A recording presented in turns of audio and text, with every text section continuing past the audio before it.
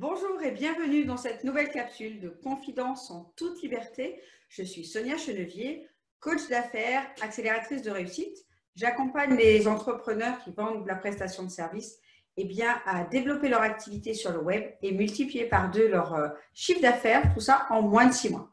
Et aujourd'hui, je suis très heureuse parce que je suis en compagnie de Stéphanie Freitag. Bonjour Stéphanie. Bonjour. Je suis vraiment ravie de t'accueillir aujourd'hui. Et bien, pour les gens qui ne te connaîtraient pas encore, est-ce que tu veux bien te présenter? Oui.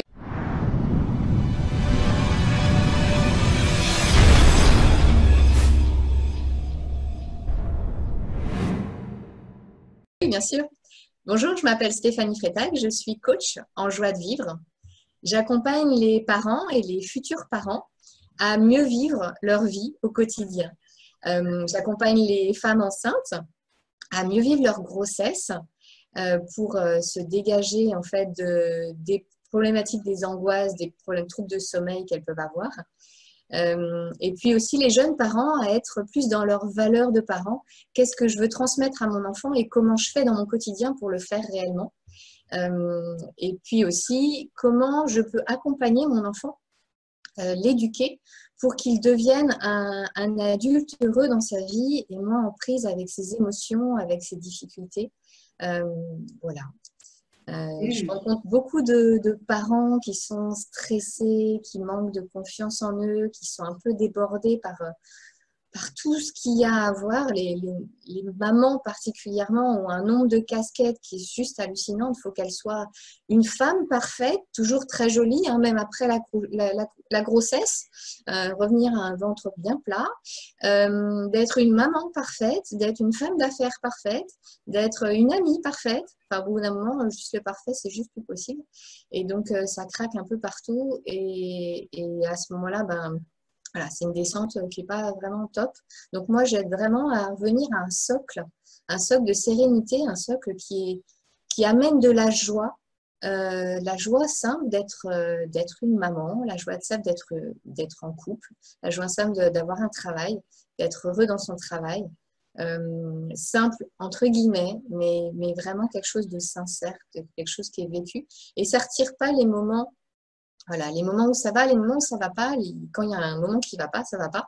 Mais plutôt que ça tourne et que ça met du temps à remonter, eh ben, ça descend et ça remonte. Parce qu'il y aura ce socle à l'intérieur de soi qui fait que on est capable de gérer, en fait, quels que soient les aléas de la vie. Ouais, chouette. Mais tu es en train de me dire que la vie parfaite n'existe pas alors? Eh ben non, ça n'existe pas. C'est peut-être après, voilà. Mais sur Terre, non. Ouais. Complètement d'accord. C'est vrai que la vie, voilà, chez certaines personnes, ça peut être comme ça. Et l'objectif, c'est que ça soit plus fluide. C'est cool. C'est cool. Je crois que tu fais d'autres accompagnements aussi, hein. Il me semble que tu travailles dans d'autres problématiques. Oui, j'accompagne aussi autour du deuil, autour du mal-être professionnel, du burn-out, tout ce qui est troubles alimentaires et les addictions, et puis aussi les maladies lourdes. Comment se retirer de l'étiquette je suis telle maladie à j'ai telle maladie. C'est plus moi qui suis la maladie, mais juste j'en suis à côté. Et donc aussi, je peux aller dans la guérison parce que je ne suis plus la maladie. Ah, c'est cool. En tout cas, c'est un beau métier. Moi, coach en joie de vivre, ça me plaît beaucoup. Et c'est pour ça que j'avais demandé, je t'avais contacté, que je t'avais demandé de faire cette interview parce que vraiment, je trouve que c'est très inspirant et que le monde manque un peu de joie de vivre. Et c'est cool. C'est vraiment bien pour moi, ce métier-là, j'adore. Dis-moi, Stéphanie, est-ce que tu as une anecdote ou un moment précis bien qui a déclenché ta passion, ta connexion avec ton activité? La première connexion que j'ai eue avec le rire, c'est quand j'ai voulu avoir ma fille il y a 10 ans.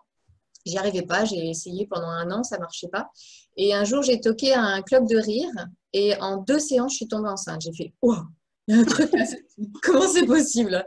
Et du coup, ça m'a amené à cheminer, en fait, à aller voir un peu ce qui se passe avec le rire, pourquoi ça fait tels effets. Moi, ça m'a provoqué vraiment à lâcher prise et une détente dans le corps qui était impressionnante que j'imaginais même pas. Et du coup, ça m'a vraiment amené à cheminer. Et puis aller m'intéresser à toutes les émotions, parce que quand on touche au rire, on touche à toutes les émotions. Ça m'a vraiment fait cheminer sur mon chemin de thérapeute pendant une dizaine d'années de formation pour en arriver là où je suis maintenant. Ok. Et quelles sont les personnes que tu accompagnes? En fait, qu'est-ce qu'elles viennent vraiment chercher chez toi? Les personnes que j'accompagne, elles viennent chercher un espace de sérénité, un espace où elles peuvent juste souffler et arrêter d'être la femme parfaite ou l'homme parfait, et juste être soi. Qui je suis moi, même se poser la question en fait, au final, mais attends, je suis qui moi en fait? C'est quoi mes valeurs? Pourquoi je suis là? Quelque part, c'est Oui, vraiment se poser là, ah oui. attends, mais c'est pas ça ma vie. Ah, mais c'est quoi en fait? Qu'est-ce que je veux faire en fait dans la vie? Qui je suis et où je veux aller? Voilà, c'est vraiment de revenir à soi, mais dans le bon sens. Ça me parle très fort ce que tu dis parce qu'il y a beaucoup de gens, effectivement, et j'en fais partie quand j'ai eu mon changement de cap après un burn-out. C'était vraiment ça. C'est à un moment donné de dire, mais cette vie-là, elle ne me correspond plus. Je suis qui, moi, au milieu de tout ça? Donc, oui, ça me parle bien. Et je pense qu'il y a beaucoup de gens qui vont se reconnaître là-dedans. Tu dirais que leur plus grande problématique, c'est quoi? Donc, se trouver, savoir qui on est, mais dans le quotidien, tu penses elles rencontrent quoi particulièrement? Euh, de l'angoisse, du mal-être, des troubles de sommeil, parce que voilà, il y a le mental qui est là en permanence à tourner et à se poser des tonnes de questions et à pas trouver les réponses. Et donc, du coup, ça crée même des troubles alimentaires, ça crée vraiment un mal-être intérieur dans le corps. Et puis des maladies, voilà, on se retrouve à avoir des trucs vraiment pas agréables, quoi, d'être mal à l'aise. Quels sont les résultats les plus spectaculaires que tu as eu avec tes clients? Enfin, ou que tes clients ont eu avec toi plutôt? Et ben, j'ai eu une femme enceinte qui a vécu une première grossesse très, très difficile, très douloureuse, où ça s'est très, très mal passé. Et donc, du coup, elle vivait beaucoup d'angoisse. Déjà, elle a eu du mal à avoir le deuxième parce que son corps a dit non, niette, moi, j'y retourne pas, je ne veux pas y retourner. Et du coup, elle a réussi à retomber enceinte. Elle est venue me voir, mais elle dormait très, très mal. Elle était prise vraiment avec beaucoup d'angoisse. Et du coup, je l'ai vraiment aidée à vivre sa grossesse, à profiter de cette deuxième grossesse, à profiter de sa petite fille aussi, qui avait 3 ans, et d'être beaucoup plus sereine et de l'accompagner même jusqu'à un accouchement naturel où elle a accepté enfin, elle a choisi elle-même, c'est pas une acceptation, elle a choisi elle-même de vivre un accouchement sans péridurale et de pouvoir gérer sa douleur complètement avec son potentiel, en fait, sa force, et d'être complètement focalisée sur l'accompagnement de son bébé à naître. Et elle a vécu dans la joie de l'accouchement. C'est assez paradoxal parce qu'il y a la douleur, mais la douleur, en fait, c'était quelques instants. Et entre chaque douleur, elle se connectait complètement dans la joie et de sentir son corps qui était en train d'emmener son bébé à naître. Ah ouais, c'est énorme. Senti, voilà, le toboggan, là, l'espèce Oui, oui. de sensation où tout le corps se détend après une contraction pour emmener le bébé au monde. Et elle était très heureuse et ça lui a même donné de la fierté, de la confiance en elle dans sa vie de maman, parce qu'elle a senti que son corps était capable de mettre au monde. Voilà. Ah ouais, carrément. Ouais, c'est chouette, c'est chouette. Je crois que tu m'avais raconté aussi une autre anecdote. Oui, un truc un peu plus rigolo. Ouais. J'ai accompagné une personne sur une séance qui avait une phobie de l'avion, un truc très, voilà, c'est assez simple. En une séance, ça se déconnecte. Et en fait, elle m'a rappelé 2 semaines après en me disant ouais, c'est cool, j'ai pu prendre mon avion, j'étais pas stressée, tout va bien. Et en même temps, en fait, j'ai arrêté de fumer parce que la cause en fait du tabac et de son addiction, enfin la cause du tabac et de sa phobie de l'avion, en fait, c'était la même. Et donc, en retirant cette cause-là, ça a retiré les deux. Donc ça, c'était assez drôle. Magique, j'ai envie de dire. Belle anecdote. Quels sont dans un domaine un petit peu différent, mais dans le travail ou dans ta vie, quelles sont pour toi on va dire, tes valeurs qui ne sont pas négociables? Euh, pour moi, c'est pas négociable si un parent vient me voir et qui veut imposer à son enfant son formatage. C'est comme si il voulait sculpter, en faire quelque chose de sa propre façon de faire et lui imposer ses propres rêves et en faire quelque chose. Enfin, voilà, notre enfant, c'est un potentiel et il faut le laisser émerger tel qu'il est. Et ce côté domination de je vais le forcer, ou je vous envoie mon enfant parce qu'il a trop d'émotions et il ne faut plus rien qu'il dise à la maison, il faut qu'il soit hyper sage, bien élevé, voilà, et tout parfait. Ben non, si lui, il n'est pas parfait, il ne le sera pas. Enfin, voilà, quoi, il faut accepter l'enfant tel qu'il est. Est-ce qu'il y a des enfants parfaits? Non. Là, j'ai sauvé parce que je me suis dit, mince, sinon je l'ai loupé. Oui, mais je comprends tout à fait, ça me parle de vouloir, en fait, on projette sur son enfant ce qu'on veut, ou nos propres, oui, nos critères de réussite, Après, entre guillemets. ouais, il y a une projection inconsciente parce que voilà, il y a des choses qu'inconsciemment on fait. Et là, dans ces cas-là, c'est tout à fait acceptable parce qu'on peut travailler dessus. Mais c'est le fait de consciemment vouloir modifier nos enfants pour en faire autre chose, ça, Ouais. ça coince. Ouais. Je comprends. Quelle est ta plus belle ou tes plus belles qualités, Stéphanie? La bienveillance, la douceur et puis l'acceptation de l'autre tel qu'il est, dans toute son histoire, dans tout son passif et son potentiel futur.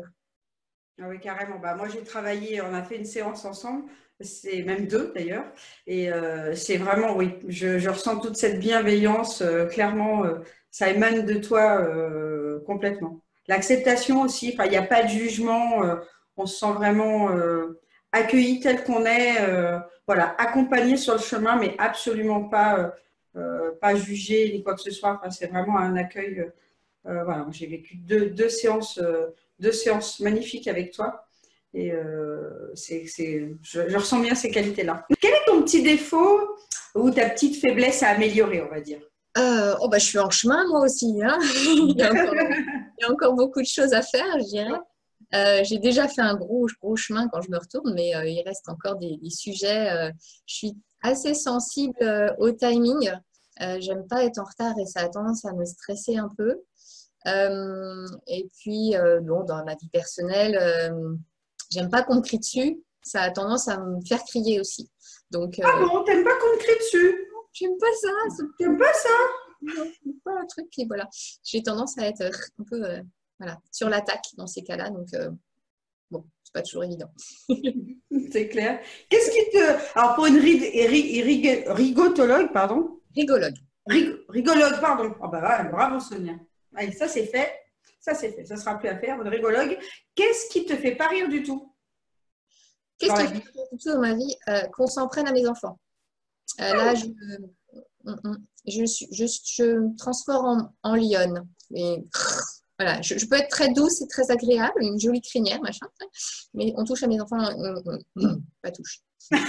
Ah non, ça non. Non, ça, c'est... Ça c'est fait, ça c'est dit. Est-ce que tu as un mentor ou des mentors, des personnes qui t'inspirent dans la vie? Ouais, beaucoup, plusieurs. Il y a Marie Milis, il y a Christiane Singer, il y a Christophe André, Mathieu Ricard, Pierre Rabhi, euh,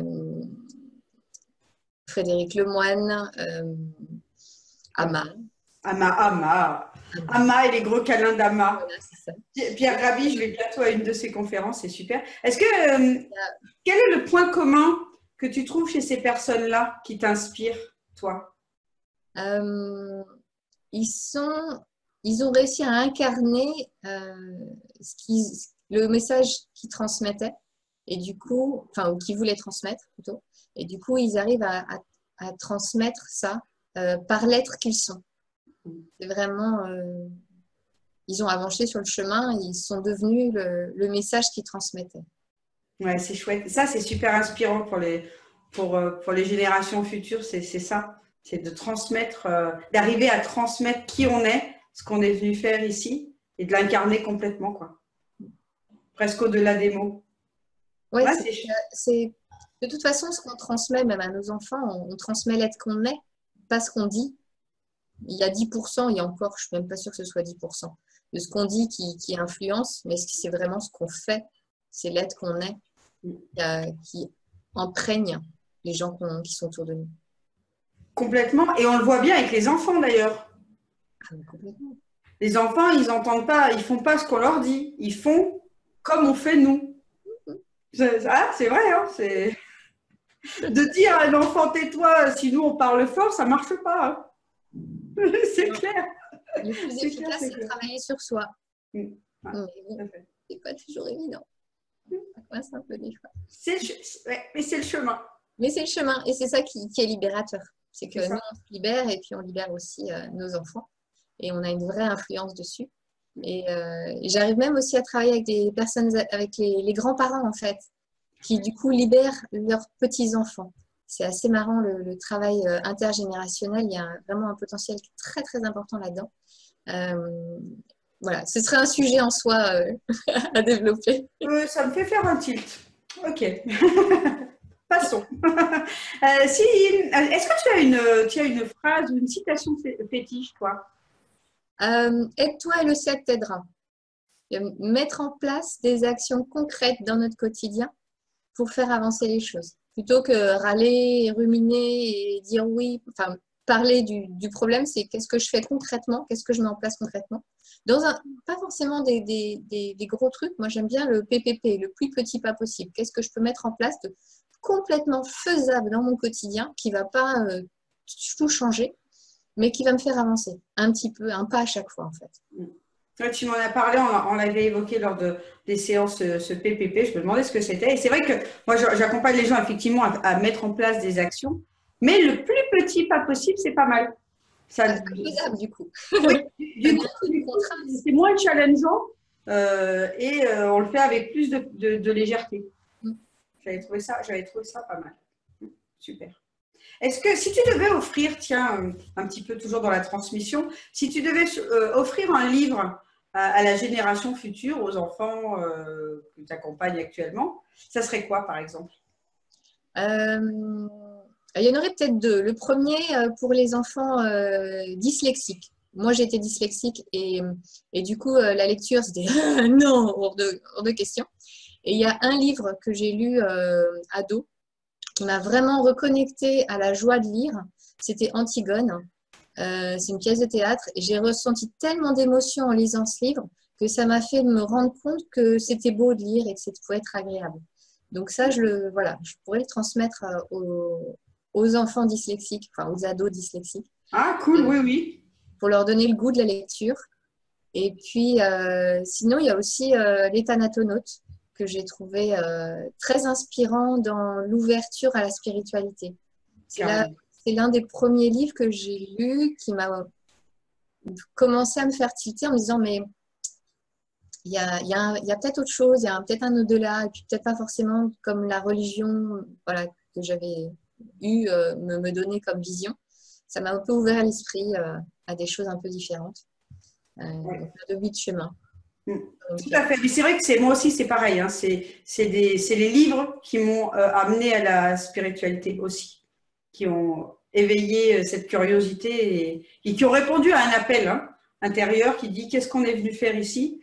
Et on trouve, je suis assez d'accord avec toi, ce livre-là, je l'ai lu aussi, et il est très inspirant. Super.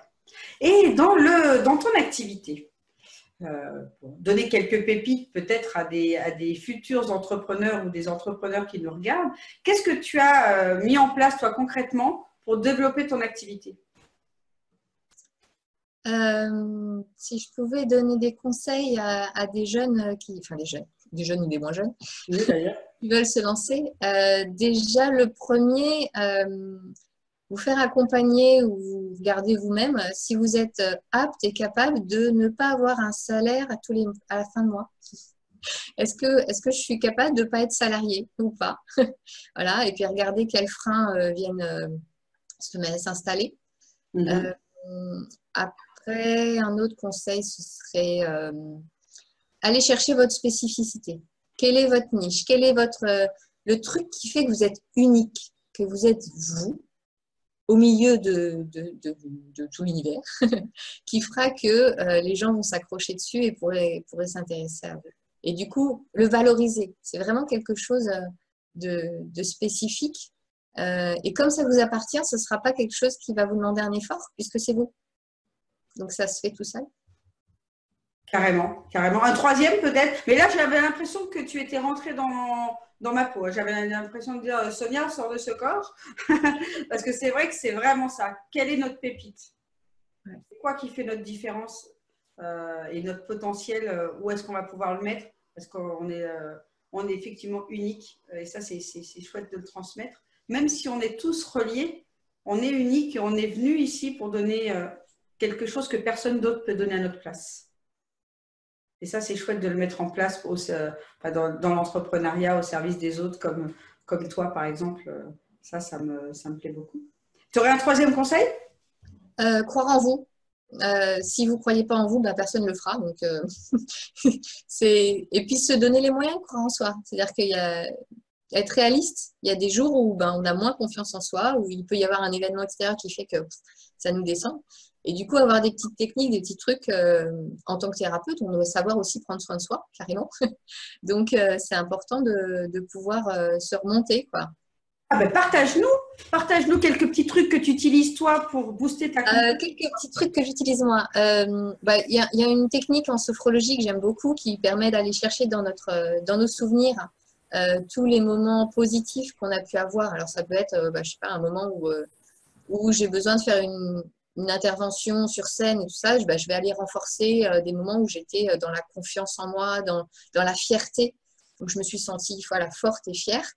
Je vais aller renforcer ces souvenirs et les ramener dans le présent pour être vraiment au top de mon efficacité dans l'intervention que j'ai à faire. Et puis après, dans les moments où je doute de moi, où j'ai un peu le moral dans les chaussettes, par des petits exercices que je fais en séance, j'ai récolté en fait des post-it que des participants m'ont fait avec des qualités qu'ils ont trouvées de moi, alors qu'ils ne me connaissaient pas. Hein, donc voilà. Mais du coup, les lire, ça me renforce. Puis je relis les témoignages de personnes que j'ai déjà accompagnées. Du coup, je me dis, ah ouais, quand même, bon, quand même. Ouais, bon, ça va, c'est bon. C'est bon, ça repart. Ça fout, bon, c'est bon, allez. Ça fait du bien. Une fois, j'avais fait en séminaire, je l'ai fait plusieurs fois du coup, c'est ce qu'on appelle la douche émotionnelle. Tu connais ça? Ouais. C'est génial. Plusieurs personnes chacun passe à son tour et puis toutes les personnes viennent dire à l'autre, bon ça nécessite d'être à plusieurs, mais c'est juste extraordinaire comme tu reçois toutes ces qualités là, t'es vraiment rempli de gratitude, c'est chouette. C'est vraiment chouette. Donc c'est vrai que c'est bien de noter ces petits moments ou ces témoignages des autres, c'est vraiment bien. Encore une pépite, encore un petit conseil pour avoir confiance en soi. Profitez de tout ce qui est à votre portée, en fait. Il y a un potentiel de joie et d'émerveillement autour de soi qui est toujours là. Ça peut être, je sais pas, une fleur sur son balcon qui s'ouvre. Prendre le temps de regarder cette fleur, tout simplement. Profitez. Moi, j'ai la chance d'avoir 2 enfants à la maison, donc du coup, j'ai un potentiel de jeu et de rire qui est là, qui est bien en place. Voilà, profitez de chaque petit instant. Il y a un exercice qui marche très bien en psychologie positive, c'est les 3 kiffs. Tous les soirs, au moment de se coucher, se remémorer 3 kiffs qu'on a eu dans la journée. Idéalement, même, c'est de les écrire. Comme ça permet de les relire plus tard. Et puis, le fait de passer par l'écriture, ça ancre encore plus le positif. Les 3 kiffs de la journée, c'est pas mal, ça. Ça marche très, très bien. Ouais. Puis c'est très actuel, hein, le kiff. Hein. Un autre, moi, je ne le fais pas forcément le soir au moment de me coucher. J'aime bien le faire à table, en fait. Comme ça, on le fait en participatif. Chacun raconte ses 3 kiffs. de la journée. Je le fais avec mon fils. C'est quoi le truc le plus sympa que tu as eu aujourd'hui, même s'il a 5 ans? C'est quoi que tu as préféré faire aujourd'hui? Je le fais déjà, oui. Ça permet de reconnecter d'abord aussi à la mémoire et puis à faire monter des trucs sympas. Ah, ben merci pour ces pépites, Stéphanie. Même si, alors, on a parlé un petit peu des conseils positifs. Et si on considère évidemment que les erreurs n'existent pas, hein, qu'il y a toujours effectivement un cadeau derrière, quelque chose à apprendre derrière un échec, toi, s'il y avait 2 erreurs que tu aimerais peut-être changer ou que tu aimerais ne pas avoir fait dans ta vie d'entrepreneur, ça serait quoi? Alors, la question n'est pas simple parce que toutes les erreurs que j'ai faites m'ont permis de me construire. Donc, quelque part, toutes les erreurs sont bienvenues et faites-les parce qu'il y a besoin que vous les fassiez. Après, il y en a peut-être une qui n'est pas à faire, c'est de faire 2 fois la même. C'est-à-dire que si vous mettez en place quelque chose et que vous avez un résultat qui n'est pas ce que vous vouliez, refaites pas la même action parce que vous aurez le même résultat. Donc, c'est avoir la créativité de pouvoir se dire, attends, je ne vais pas le faire comme ça, je vais le faire autrement. Puis là, j'aurai peut-être un autre résultat. Voilà. Oui, c'est un bon conseil. C'est un bon conseil. Tu en as un deuxième ou pas? Un deuxième. Ah oui, de ne pas se sentir Wonder Woman. Non, on ne pourra pas faire 30 heures dans une journée, c'est pas possible, même en tant qu'entrepreneur, ça ne marche pas. Non. Donc, il faut savoir. On peut pas mettre pause sur le temps. Ouais, c'est pas possible. Donc, c'est de se mettre des objectifs faisables, réalistes. Et puis, on en sort aussi avec beaucoup plus de joie. Si on se met trop d'objectifs et qu'on n'arrive pas à les atteindre, on est en permanence insatisfait. Et comme on transmet dans notre métier ce qu'on est, si on est frustré et pas en forme et pas bien, on transmet ça, quoi. Donc, on a beau avoir le discours qu'on veut, ça passe pas. Il faut vraiment prendre soin de soi et d'être dans la joie de transmettre ce qu'on veut à nos patients ou nos clients. Complètement d'accord. Bon, super pour toutes ces pépites. On a bientôt terminé cette interview. Avant de finir, j'aimerais savoir un petit peu, c'est quoi ton message, ton actualité ou ton message que tu aimerais transmettre aujourd'hui aux gens qui nous regardent? Un message que j'aimerais transmettre aujourd'hui, peut-être pour les parents, j'aimerais vraiment qu'il y ait une prise de conscience et des actions qui puissent être mises en place pour qu'on apporte à nos enfants la possibilité de pouvoir développer leur intelligence émotionnelle et leur capacité à communiquer dans la bienveillance pour vraiment faire en sorte que cette nouvelle génération, elle change, que ce soit plus... qu'on évolue un peu vers quelque chose de plus naturel et plus dans la bienveillance. Il y a une espèce d'accélération qui se met en place là dans la vie quotidienne. Il y a besoin d'un coup de « attends, je fais une pause mais c'est pas ça, quoi. C'est pas ça la vie ». Donc, d'être dans plus d'authenticité et puis une transmission pour les générations à venir qui soit plus dans le naturel et dans la sincérité. Je partage complètement. Être plus dans l'apprentissage de ce qui est à l'intérieur de nous que ce qui est à l'extérieur finalement. Et la pépite, elle est à l'intérieur, hein, elle est bien cachée, mais elle est à l'intérieur. Ouais, on est bien d'accord. On va chercher aujourd'hui justement les choses là à l'extérieur et on se rend bien compte qu'on va en chercher. Ça nous satisfait quelques instants à peine. Hein, au mieux, ça dure quelques jours, quelques semaines, hein, quand on achète une maison, par exemple, mais que très vite, on se rend compte que tout ce qui est à l'extérieur ne nous apporte pas le bonheur à long terme, quoi. Le bonheur, il est à l'intérieur de soi, c'est notre pépite à nous. Ouais, je suis bien d'accord. Alors maintenant, Stéphanie, dis-nous un petit peu où est-ce qu'on peut te retrouver sur le net, sur les réseaux. Alors, j'ai une page Facebook, Stéphanie Freitag, coach en joie de vivre. J'ai un site internet, sophrologie-régologie.fr. J'ai une chaîne YouTube aussi, Stéphanie Freitag, coach en joie de vivre. Et puis, sinon, j'interviens en cabinet sur Nanterre et aussi sur Skype. Donc, voilà, vous pouvez me contacter. Parfait. Moi, je mettrai toutes tes coordonnées sous la vidéo. Hein. Tu me feras passer les différents liens. Je mettrai ça sous la vidéo. Ben, super. Je te remercie beaucoup. Pour tous ceux qui nous regardent, eh bien, si vous avez aimé les conseils bien de Stéphanie, mettez des petits likes, évidemment. Et puis, si vous avez envie de développer votre business, cliquez sur le petit lien en dessous et puis réservez votre session stratégique avec moi. Puis en attendant de se retrouver dans une nouvelle capsule de confidence en toute liberté, nous, on vous souhaite une bonne journée. Qu'est-ce que tu en penses? Oui. On leur souhaite une bonne journée, on leur dit à bientôt. Une agréable journée et profiter de la vie, c'est super. Clairement. Et n'oubliez pas de rigoler. Oh, carrément. Ciao, ciao. Bye.